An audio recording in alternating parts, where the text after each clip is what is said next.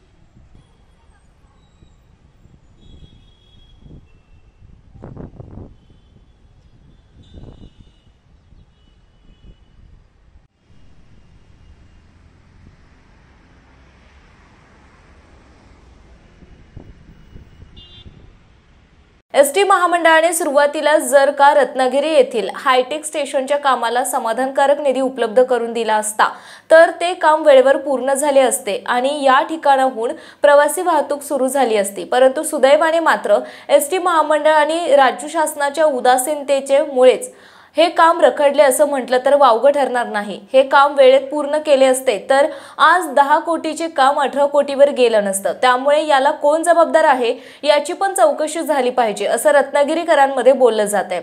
आज hi tech ST स्टँडचे काम वेगाने सुरू झाले असले तरी ते काम कधी पूर्ण होईल याबाबत मात्र एसटी महामंडळाने कानावर हात ठेवले आहेत। रत्नागिरीकर नेहमीच आशावादी आणि आश्वासनावर विश्वास ठेवणारे असल्याने ते शांतपणे काही न करता काम कधी पूर्ण होणार याकडे लक्ष ठेवून असणार यात काही शंका नाही।